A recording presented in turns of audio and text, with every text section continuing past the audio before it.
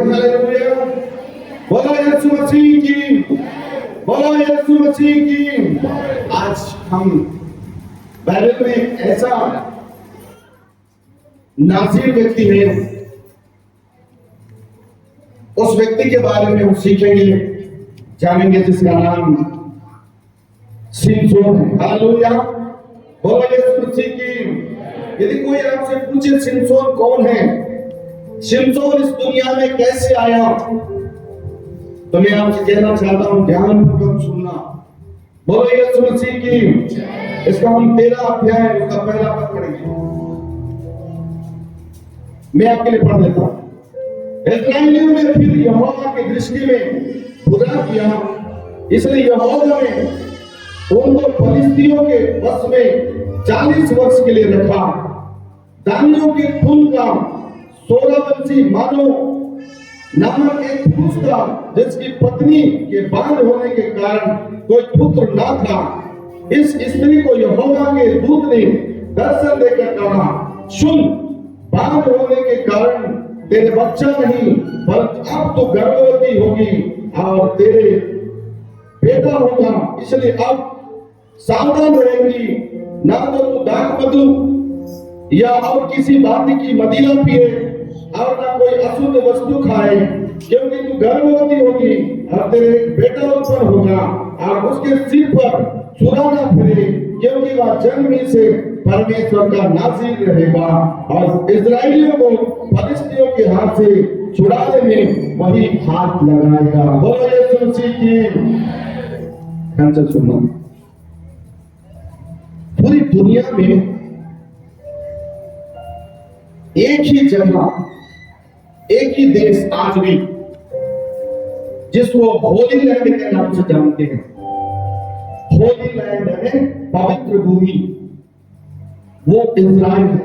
Hallelujah, hallelujah. ध्यान से सब लोग मेरे को सुनना। उस इज़राइल के लोग जब जब गुलामी में गए, उस इज़राइल के लोग जब जब पाप में गए, उन इज़राइल के लोग जब जब परमेश्वर को छोड़ करके भटक गए, तब तब परमेश्वर उनके लिए रास्ता निकाला। हालेलुया। जब इज़राइल से लोग कमा के खाने के लिए मिस्र देश चले गए, वही रहने लग गए, भयंकर पाप में गिर गए। लेकिन उन इज़राइली लोग जो मिस्र में थे, उनका दर्द और उनकी आवाज स्वर्ग के परमेश्वर के कान में पहुंचा। हालेलुया। बोलो यीशु मसीह की। तब परमेश्वर ने मूसा को तैयार किया, अपने बच्चों को, इज़राइली लोगों को पाप से, गुलामी से निकाल के लाने के लिए। बोलो यीशु मसीह की। फिर उसके बाद फिर 40 साल फलिस्तियों के बीच में फंस गए, पाप में फंस गए। फलिस्ती लोग इस्राएल पर राज कर रहे, सता रहे, मार रहे, काट रहे, पीट रहे, दुख दे रहे, बुरा कर रहे, लूट रहे, दुनिया का तकलीफ उन इस्राएलियों को दे रहे। इस्राएल फिर से रो रहे, फलिस्तियों के गुलामी में रह करके फिर से गिड़गिड़ा रहे, फिर से गिड़गिड़ा रहे, कोई तो हमको बचाए, कोई तो हमको बचाए। इधर वचन में लिखा हुआ है 40 साल तक वे रोते रहे, गिड़गिड़ाते रहे, वे परमेश्वर के सामने में पश्चाताप करते रहे। तब परमेश्वर ने फिर से दया किया। हालेलुया। कभी-कभी हम कहते हैं कि प्रभु से मैं इस विषय के लिए प्रार्थना कर रहा हूं। कभी-कभी हम कहते हैं मैंने कितने साल हो गया प्रार्थना कर रहा हूं, मुझे उत्तर नहीं मिल रहा है। यह इस्राएली लोग 40 साल तक रो रहे, बिलख रहे, गिड़गिड़ा रहे। 40 साल तक परमेश्वर देखा, ये जब तक पूरी रीत से मन नहीं फिराएंगे, जब तक पूरी रीत से मेरे तरफ भटक कर नहीं होंगे, जब तक पूरी रीत से परमेश्वर मैं तेरा शरणागत होकर के नहीं होंगे, तब तक परमेश्वर दया नहीं करता है। कुछ पाप ऐसे होते हैं जिसको प्रभु माफ करता है, और कुछ पाप ऐसे होते हैं जिसके लिए प्रभु समय रखता है। अब उस समय के बाद ही परमेश्वर हम पर दया करता है।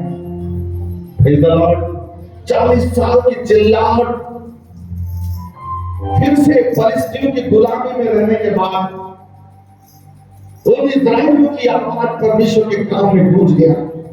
तब परमेश्वर ने बोला, ये मेरे बच्चे हैं, इनके ऊपर मुझे ही तैनात करना है। और तब परमेश्वर ने एक रास्ता निकाला, बोला कि मैं इनके लिए एक उपाय करता हूँ, इनके लिए मैं एक भविष्यवक्ता तैयार करता हूँ, इनके लिए एक नाज़ीर तैयार करता हूँ कि फलिस्तियों को हराए और मेरे बच्चों को जयवंत करे। हालेलुया, बोलो यीशु मसीह की। तब परमेश्वर ने देखा एक दानियों का कुल में एक सोरावासी मानो नाम का एक व्यक्ति, उसकी पत्नी बांझ थी। हालेलुया, परमेश्वर ने जब जब बांझ के लोगों के पास गया, जब जब तक परमेश्वर बांझ के लोगों को संतान दिया है, परमेश्वर ने बड़ी बेदारी लाया है। Hallelujah, hallelujah. यदि अनुग्रह में हम आके देखते हैं, यूहन्ना के मां और पिताजी भी, उनको भी संतान नहीं था। हम यदि देखते हैं, अब्राहम को भी बुढ़ापे में संतान मिला और पूरी जनरेशन आज आप और मैं अब्राहम के संतान कहला है। और इस बार स्त्री के पास परमेश्वर गया, इस बार स्त्री को परमेश्वर ने देखा, ये पापी नहीं है, ये बुरा नहीं करती है, ये हमेशा मेरा गुणगान करती है। तब परमेश्वर ने अपने स्वर्गदूत को आज्ञा दिया कि जा, एक स्त्री जो दानों की पत्नी है, जो दानों की कुल में पाई जाती है, तो उसके पास जाओ, मेरा संदेश देना।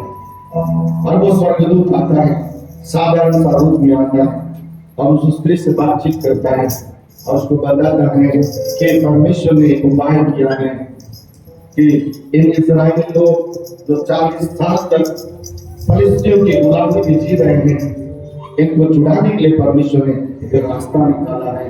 और वो रास्ता ये है कि हालेलुया, परमेश्वर तेरे बांझपन को दूर कर रहा है। हालेलुया, तेरे बांझपन को दूर करेगा और तुझे एक बेटा देगा, और उस बेटे का नाम समसोन रखना। हालेलुया, क्या रखना? समसोन रखना।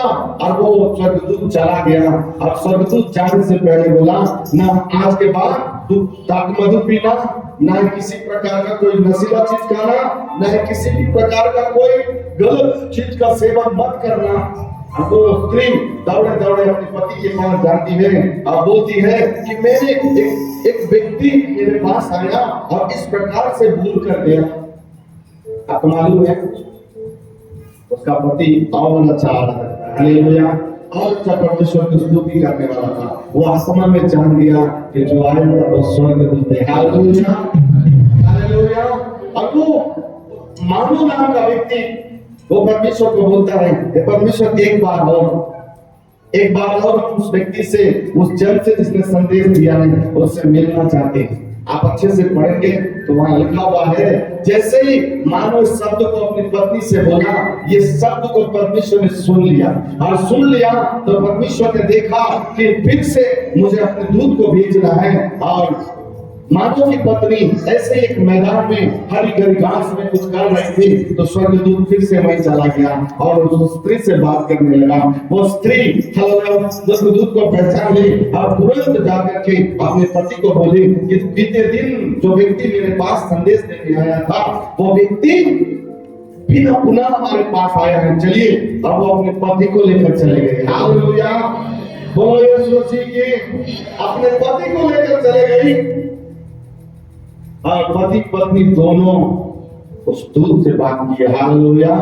व्यवस्था में एक बात होती थी, यदि कोई परमेश्वर को देख लेता था से, तो उसकी मृत्यु हो जाती थी। हालेलुया। सब मेरे साथ हैं? सब मेरे साथ हैं? जिसको समझ में आ रहा बोले हालेलुया, हालेलुया।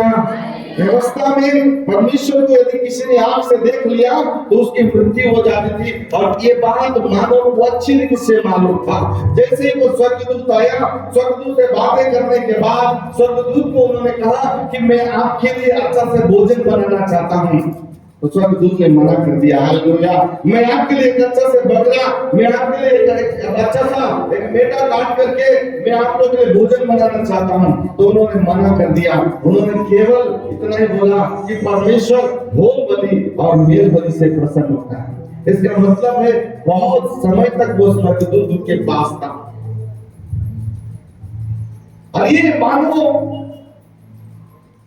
तुरंत व्यवस्था किया, होम बलि और मेल बलि किया। और होम बलि और मेल बलि से जैसे ही धुआं उड़ने लगा, हालेलुया, बोलो यीशु मसीह की, जैसे ही धुआं उड़ने लगा, उसी धुएं में मानव और उसकी पत्नी के सामने में वो स्वर्गदूत उठा लिया गया। बोलो यीशु मसीह की, वो स्वर्गदूत ऊपर चला गया।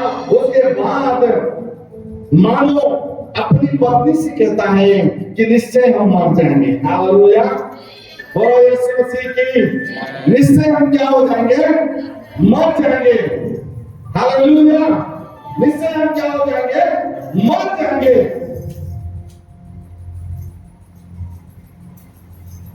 हालेलुया, बोलो यीशु मसीह की, निश्चय क्या हो जाएंगे, हम मर जाएंगे। तब उसकी स्त्री उस पुरुष से कहती है, क्या कहती है, यदि हम मरने का होता तो परमेश्वर हमको दर्शन क्यों देता, यदि मरने का होता तो हमारे बीच में स्वर्गदूत जो संदेश लाया वो होम बलि और मेल बलि के धुएं में होकर क्यों जाता, हम मरेंगे नहीं। तब मानव की पत्नी मानव को ढाढ़स देती है, तब उनके अंदर में वो ढाढ़स आता है और मानव की पत्नी गर्भवती होती है, हालेलुया, बोलो यीशु मसीह की। बहुत सुंदर सा दृष्टांत है। और हम आगे चलते हैं।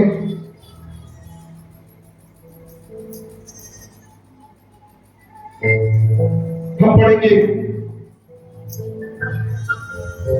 14 अध्याय उसका पहला पद पढ़ेंगे। थोड़े दूर जाने के बाद शिमशोन का जन्म हो जाता है। शिमशोन जवान हो जाता है। जवान होने के बाद आज्ञा उल्लंघन करने के कारण से ही,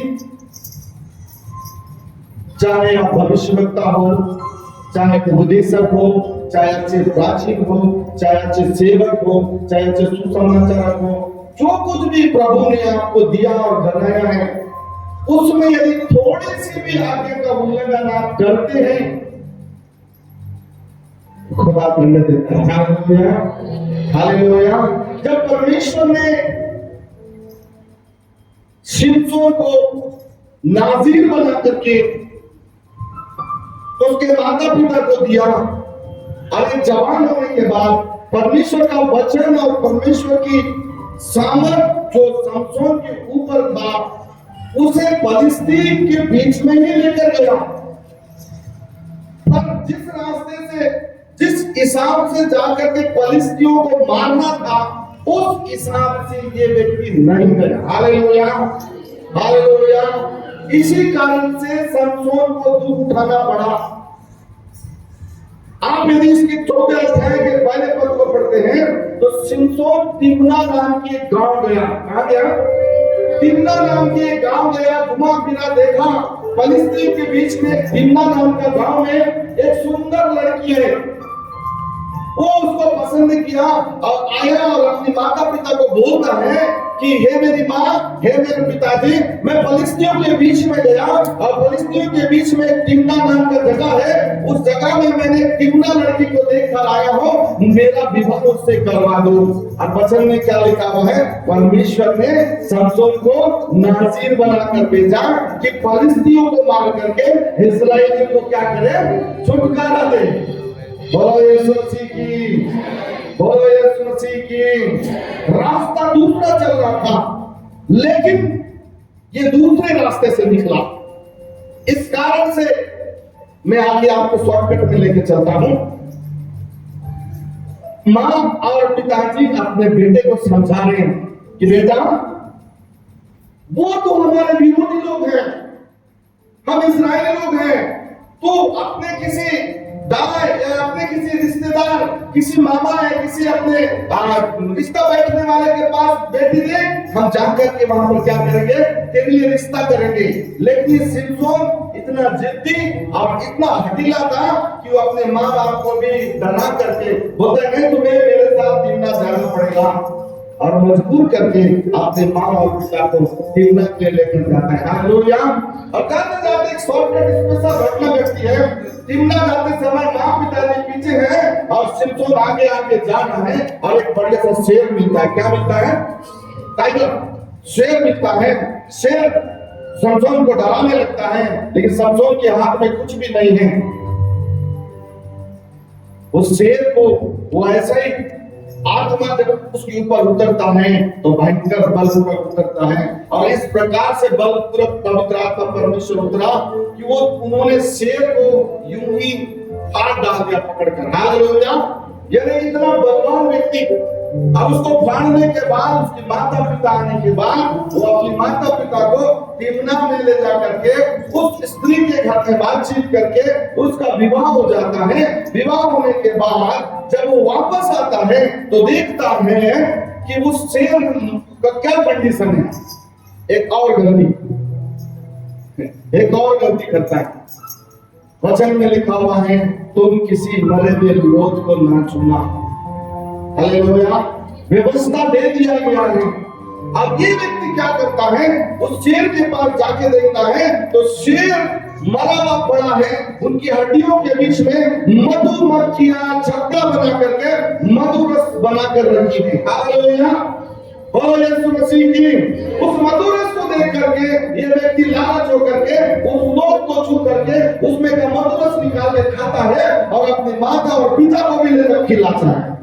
गलतियां तो गलतियां अपने बड़ों के ऊपर भी नहीं थोपना चाहिए। ऐसा लॉर्ड रास्ते बिगड़ जाते हैं। अब यह सिमसोन का रास्ता बिगड़ गया। सिमसोन का रास्ता क्या हो गया? बिगड़ गया। ध्यान से सुनना, यहाँ आगे लेके जाता हूं। जैसे ही ये अपने घर आया, इतना क्रूर हठीला, इसके क्रूर और हठीलापन सिमसोन के ससुर यानी सिमसोन की पत्नी के पिताजी को पसंद नहीं। जैसे ही ये व्यक्ति अपने माता पिता के घर आया तो सिमसोन के पत्नी के पिताजी यानी उसके ससुर जी ने तुरंत उसका विवाह दूसरे के साथ कर दिया। हालेलुया।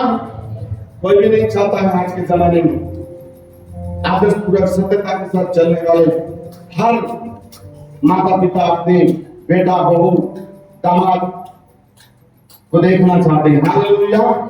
बोलो यीशु मसीह की। क्योंकि बड़ा परिश्रम करके दुख उठाकर अपने बेटा बेटियों को पालते हैं। और कोई व्यक्ति दामाद बन के आए या कोई व्यक्ति बहू बन के आए अब वो राज्य करे, वो पसंद नहीं। हालेलुया। ये कुछ ना कुछ और गलती किया, उसको देख करके हालेलुया उस व्यक्ति ने अपने बेटी का विवाह दूसरे के साथ कर डाला। हालेलुया। हालेलुया। क्या ऐसी गलती की आपको मालूम है? क्या ऐसी गलती किया मालूम है? सुनो, विवाह उस समय 7 दिन होता था। कितने दिन? 7 दिन विवाह होता था व्यवस्था में। उस विवाह के बीच में इन्होंने एक पहेली रख दिया। बहुत अच्छा पहेली है, आप पढ़ सकते हैं, मैं आपको पढ़ के सुनाऊं। सिमसोन ने एक पहेली रखा उस तिम्ना गांव के लोगों के बीच में। मैंने पहेली है, यदि आप उसको बुझाओगे, उसको यदि आप पूरा करोगे तो मैं 30 जोड़े कपड़े दूंगा। उस समय कपड़े भी नहीं थे, अब मार्केट में समझता है ना, वैसे नहीं, एक कपड़े से कम से कम 10-20 साल लोग चला लेते थे। उसने एक पहेली रखा। पहेली क्या था? कांटे वाले में से खाना और बलबंद में से मीठी वस्तु निकली। इसका अर्थ यदि आप बताओगे तो मैं तुमको 30 जोड़े कपड़े दूंगा। और इसका अर्थ पूरे फलिस्तीन में, पूरे तिम्ना में एक भी व्यक्ति बता नहीं पा रहा था। तब लोगों ने क्या किया? पूरे गांव के मुखिया बन डर गए, ये सिमसोन बेकार आदमी है, किसी को भी मार डाल सकता है।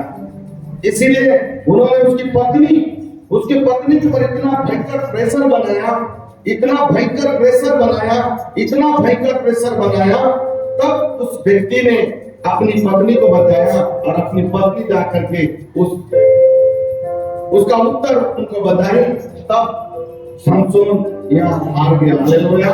समसोन ने कहा यदि मेरी पत्नी को तुम यदि पकड़ करके उसको परेशान नहीं करते, यहाँ लिखा हुआ है यदि तुम मेरी करोड़ को हल में ना जोतते तो मेरी पहली को कभी ना पूछते।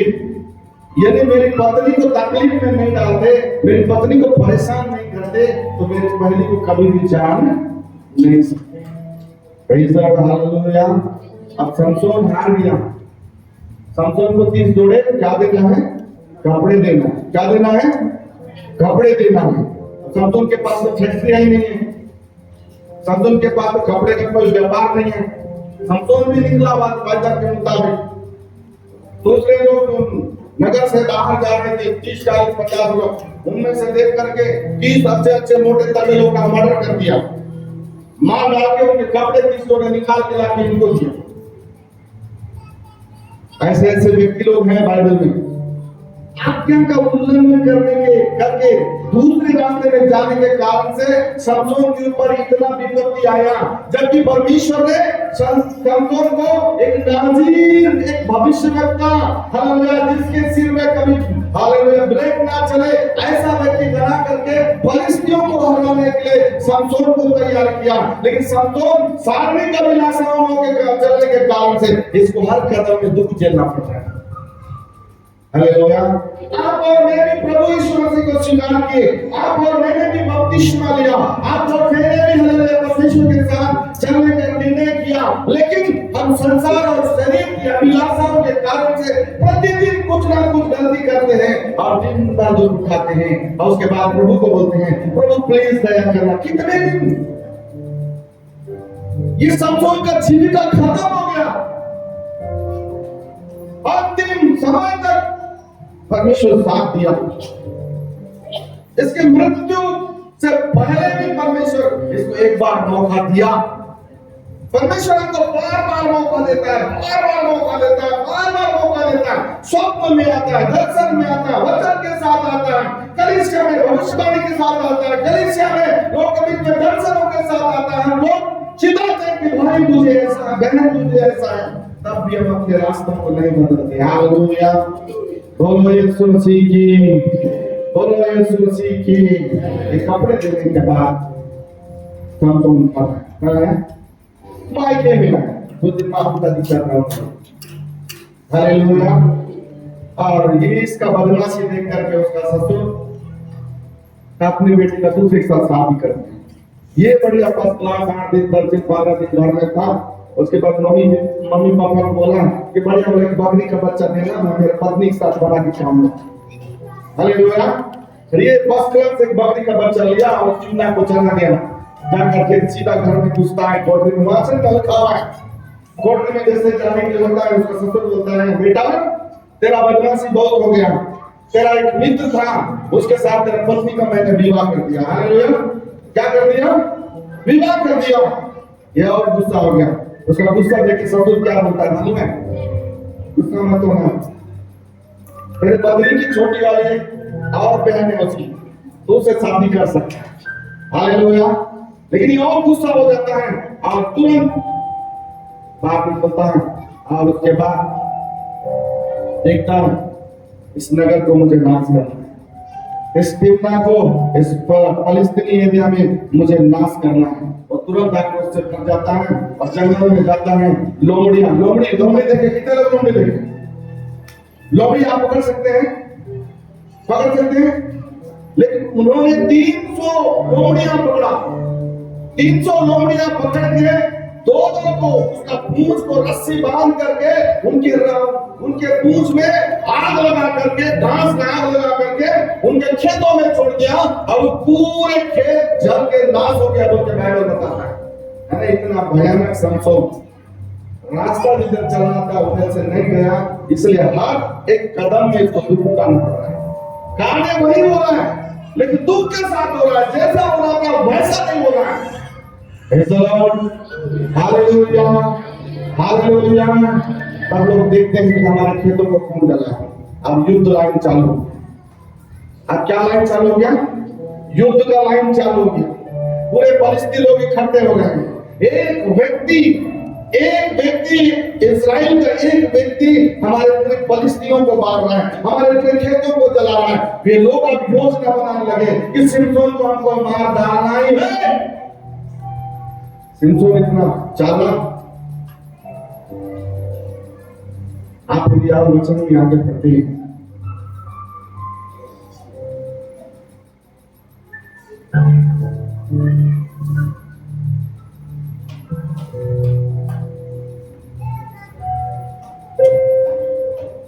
Hallelujah hallelujah. सिमसोन फिर वहां से और एक नगर निकल गया, गाजा नाम के नगर चला गया। गाजा नाम के नगर में जाने के बाद सिमसोन उधर एक वेश्या थी, उस वेश्या के घर में जाने लगा। तो पता चला, फलिस्तियों को पता चला कि सिमसोन दूसरे वेश्या के घर में जा रहा है, तो रोज वहां ताकने लग गए, इसको पकड़ के मारना है। हालेलुया। और जैसे ही सिमसोन को पता चला कि मेरे को मारने के लोग आए हैं, तो मध्य रात्रि के समय में दरवाजों को उखाड़ करके साथ में लेकर निकल गया। हालेलुया। यानी बल परमेश्वर का उसके ऊपर है, लेकिन सारी अभिलाषाओं के कारण से वो परमेश्वर के साथ नहीं चल पा रहा था। हालेलुया। लेकिन जबकि परमेश्वर का नाज़िर था, परमेश्वर हमेशा उसके साथ है, इसको परमेश्वर के साथ रहने की जरूरत थी। बोलो यीशु मसीह की, बोलो यीशु मसीह की। Hallelujah hallelujah. सिमसोन को पता चल गया, इस गाजा पे यदि मैं रह गया तो मेरे को ये लोग पकड़ लेंगे। फिर वो रास्ता बदला, एक सोरेक नाम के गांव की तरफ चला गया। उस सोरेक नाम के गांव में एक दलीला नाम की स्त्री को उसने देखे। उस दलीला के नाम की स्त्री के पास वो रहने लगा। अब पता चला ये फलिस्तियों को कि ये दलीला के घर में है।